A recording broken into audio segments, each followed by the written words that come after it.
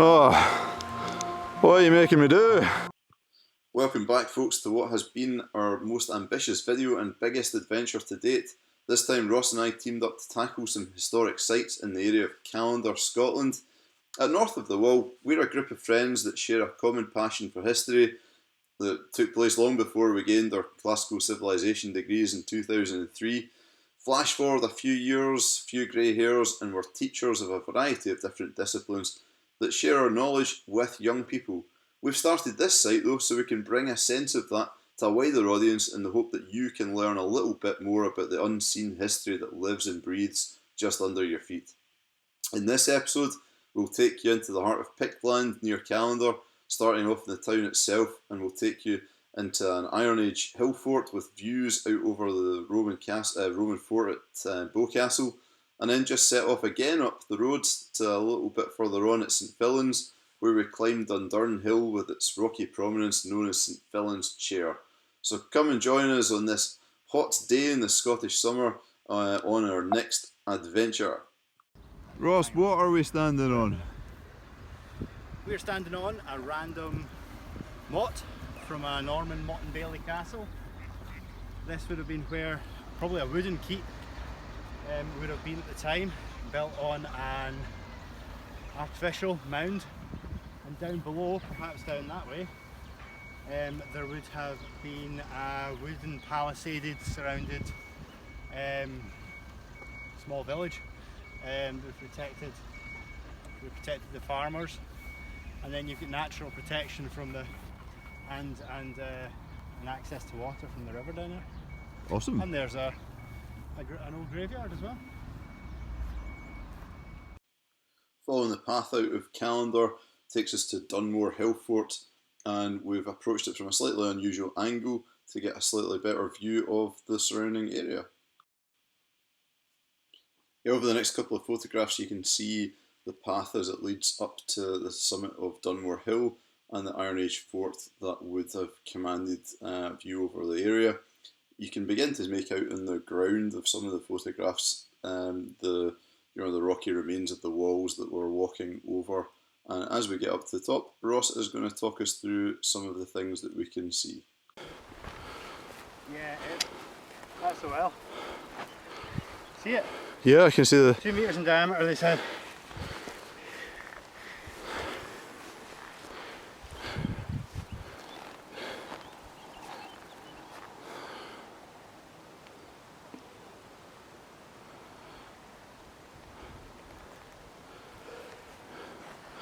Well, that was hot. That was very hot. Right, Ross, where are you taking us? This is Dunmore Hill Fort, above Loch Venacher. It is just outside Callander, on the way to Bridge of Turk. This is, we think, occupied since the Iron Age, since before the Romans were here. Purpose of hill forts is still very contentious amongst historians. There is the traditional view that they were for defence. Which, to be honest, when you're up here, I wouldn't be running up this, especially not in this heat. So it is a distinct possibility, and I think this fort was vitrified, so the walls are strengthened by burning. Some historians believe, and archaeologists believe, that it was a meeting place, potentially for religion, potentially for economic gain, markets. However, getting produce up here is probably quite difficult, but then at the same time the markets could have been down in the lowland while religious rites were going on up in the hills. You mean you don't have to carry your Amazon order all the way up here? You have to come up here with your grain and your mule and your cart. But another interesting thing about this place is, if we just coming round the hill here, we'll see the site of Bowcastle Hill Fort. Bowcastle Roman Fort, sorry. Bowcastle Roman Fort, which was built, I think I'm right in saying, by Agricola during his march north in the early 80s AD. This is one of his glen blocking forts. You can see the glen coming down hill here, and then as we round this corner we'll see the position of the Roman fort. which was also always, I find, kind of quite funny to think that the Romans weren't that bothered about getting up into the natives' hill forts.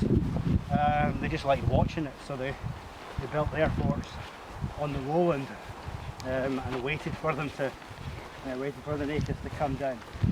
Sounds like a good plan, really, when you stagger up here. And what are we at just now? Something like 20, 24, 25 degree heat. Yeah, not totally typical temperatures for Scotland, but for the purpose of hill forting, we're reckoning it's better to be probably a spring or autumn occupation. I think if we just get round this corner, we'll see Bow Castle.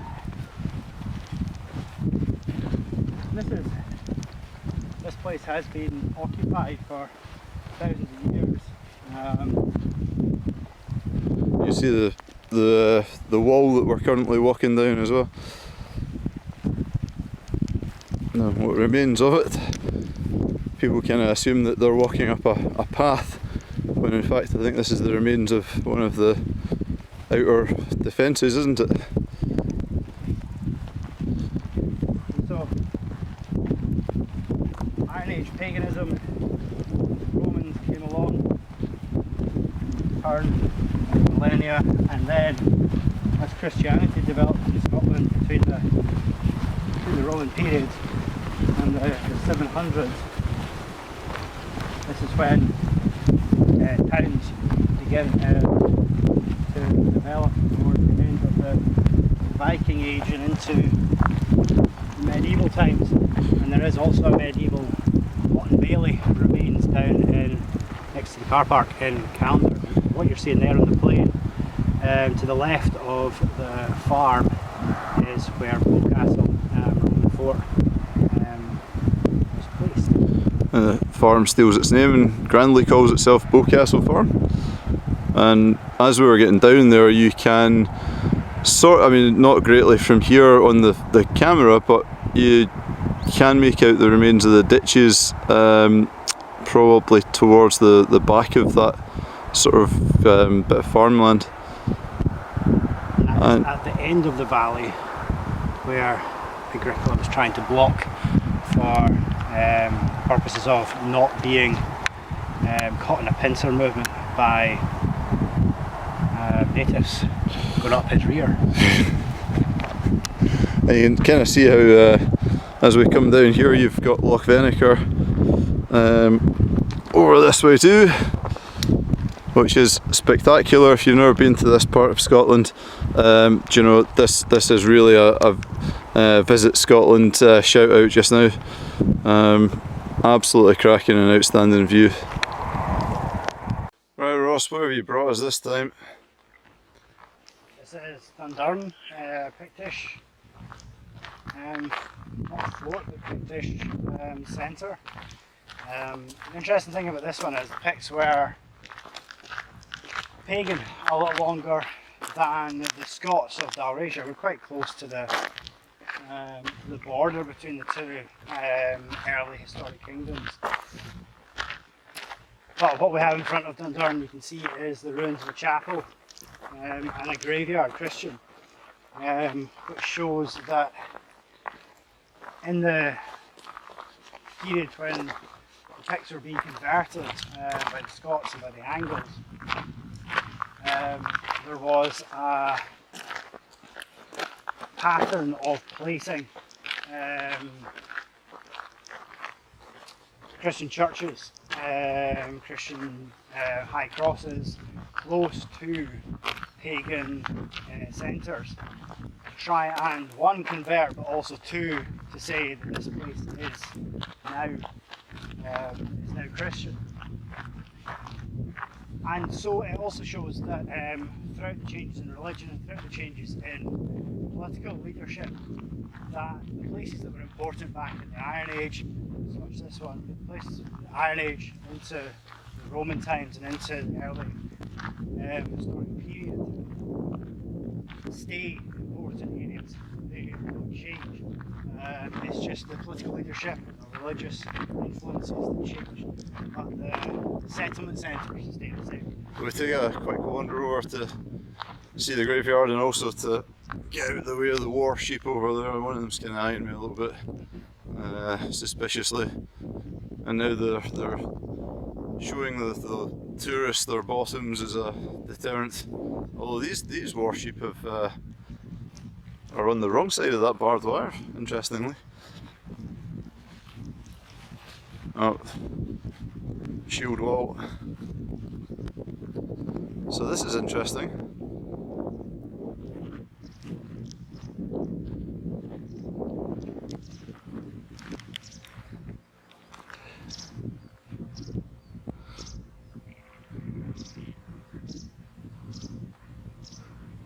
It's quite an impressive location this church is, the graveyard's in, isn't it? I mean, you really get a sense of foreboding. You've got the hills in the background.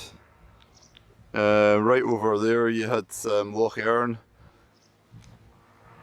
surrounded by hills, war sheep, and then this Pictish fort in the background. The ring fort was basically a round fort, like you're seeing with the walls here, with the settlement in the middle. Because they weren't that common in Scotland, there's hardly any of them. More based in Ireland. So you reckon that, looking back at this just now, because of the shape that it is, it's possible? Yep. The church has planted what was where the power base was before.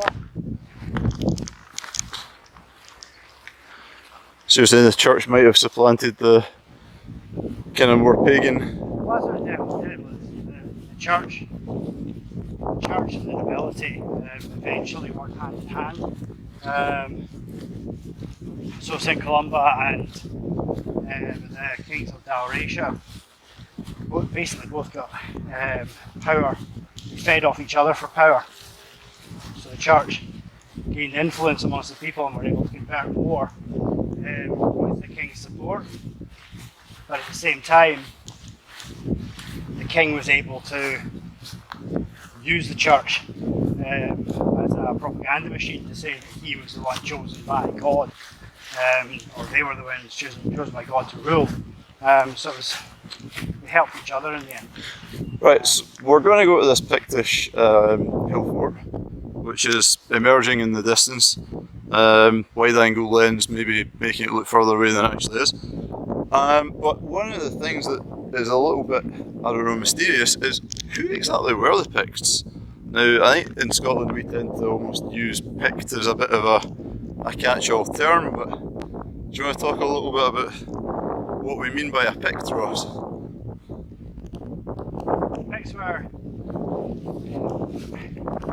There was a book published, I think, in the 50s. I want to say Wainwright called The Problem of the Picts.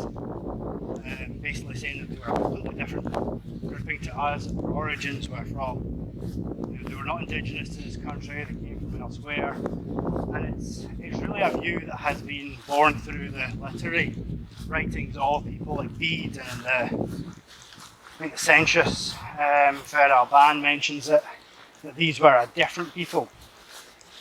But the more archaeological research that has been done has now found that the likelihood is that these were the original indigenous people, and they were perhaps not quite as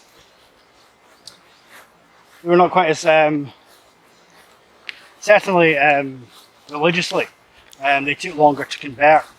And that's why they've mainly been seen as different. But most of the writings done in the early historic period and into medieval times were done by church people, so they had an interest in wanting to make pagans seem different, seem more barbarous. Look like the other type of people, yeah. We're afraid of the other, they're not like us. Yeah. Whereas it's unlikely that less touched by the Romans, that they just took longer to take on more modern ways. doesn't mean that they were any less sophisticated. You just have to look at their symbol stones to see that artistically they were as developed as the Scots were and the Gaels. So we're in Stirlingshire. We're nearer Crieff than we were a minute ago. We're southern Pictland here. Southern Pictland. So where would you say Pictland extends to? What's the sort of? Pictland, you're looking from about here, north and northeast, and west as well. Basically, anywhere below where Argellan Butte is now, or anywhere around about Argellan Butte, was the land of the Dalratia, the land of the Scots, and anything south of the Martin Rock was the land of the Britons, right all the way down Wales and into Devon, Cornwall. But looking eastward, anywhere above Fife, Pictland, anywhere south of that, Gododin, and eventually the Angles were more powerful. What about your kind of Caledonian sort of tribes? Caledonian tribes are the tribes that I think united To become Picts. together became known as Picts, because Pict basically means painted ones. Think potentially a nickname given to them by the Romans, potentially adopted by themselves, but we don't know because we don't have any real Pictish writing. So we don't know what they call themselves, we don't know how they thought of themselves. So it's definitely history that's given them that name, not. So would you say it's a kind of, your Roman power vacuum created by the sort of, the eventual withdrawal would have probably made tribes like the Caledonians sort of become, rise to a sort of power, rise to a kind of area of control? Before Ptolemy's map, there are a number of tribes, very kind of like broken up in Scotland, and you eventually have this confederacy of the Caledonians coming together to oppose Agricla, if you believe Tacitus, and eventually by Severus's invasion, by Emperor Severus's invasion in the early 200s, they have amalgamated to the Caledonii and the Moiety south of the Firth of Forth and the River Clyde. But by the time of late Hadrian's Wall, so we're looking 300s onwards, they are being referred to by the Romans as Picti, and the Picts attacking Hadrian's Wall. You've got historians like Bede and Dovnan, who writes St. Columba's biography, referring to them as Picts. So if you were, absolutely stunned and massively interested in what north of the Wall are doing, and you wanted to follow that up with some, mild bedtime reading, who would you say to our viewers to go and have a read that just now that might? Probably Tim Clarkson. Tim Clarkson. Tim Clarkson, the makers of. Makers of Scotland, I think. Scotland is probably the best overall book to go and read, and it's very accessible. There we go, Tim Clarkson, everybody. All right, there's a shout out, Tim Clarkson. Thank you for all the amazing sponsoring that you will now do for North of the Wall to fund our activities, because this is costing a lot of money to go and stand in a field.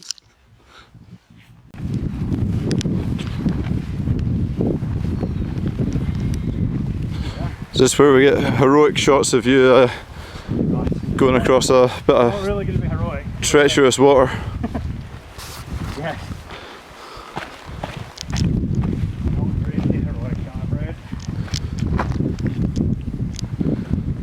Oh, look at the dangers that we experience on our travels.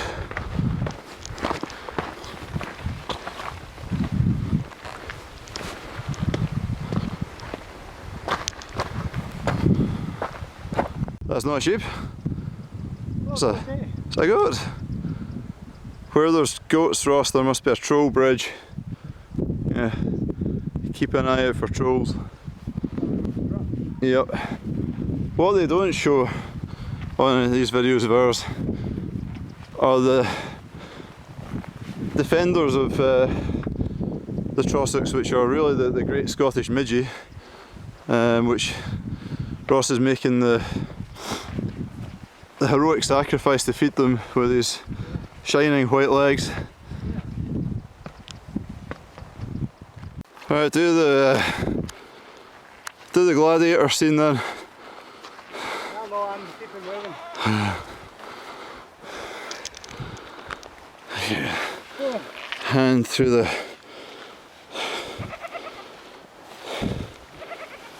a bit of gladiator.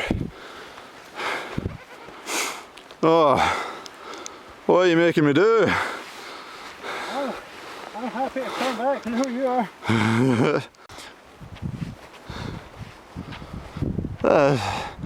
It's amazing, but somewhat challenging.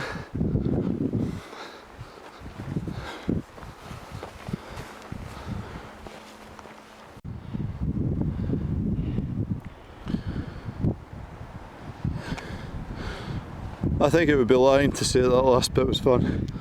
It was not fun. It was the opposite. Adventures, always good. Always. It is kind of strangely beautiful looking out of this view and looking down to check your legs for manner of nasty local bitey things. I would not, under any circumstances, be building a hill fort up here. Screw that. You see the walls now. Yep.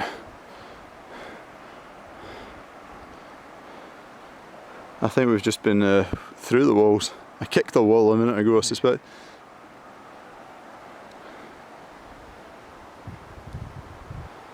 Shall we continue a little bit? Yeah.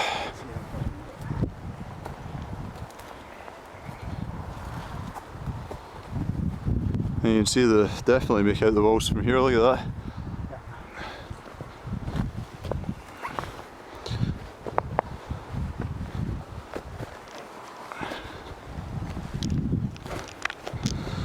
Oh, I said we'd bring viewers on our adventure. I was feeling pretty adventurous.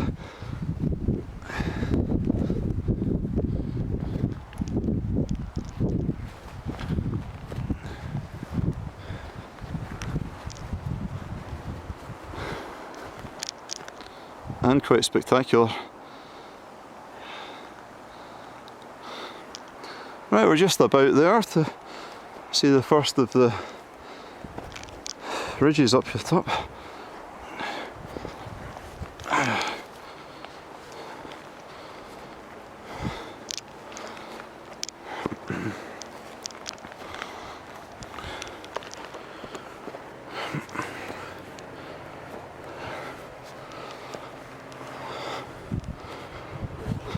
What's that? Watch yourself on this edge on the right. Yeah. That edge there? Yes. I think we all watch ourselves on that edge there. There's a little cemetery that we passed. It is a ring one. It's a ring. Doesn't mean it's pagan. Yeah.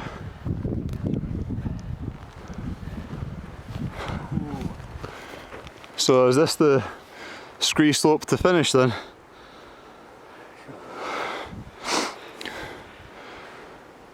Because if it is, I'm not sure I'm making it up there.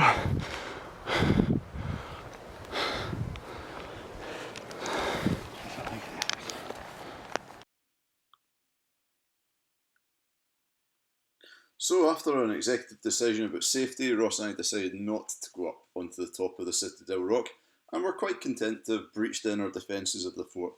That first image was borrowed from Canmore website and it shows the rocky citadel known as St Fillan's Chair. There were a number of different archaeological finds here: a glass ornament, a silver strap fastener, some Roman nails likely borrowed from one of their encampments.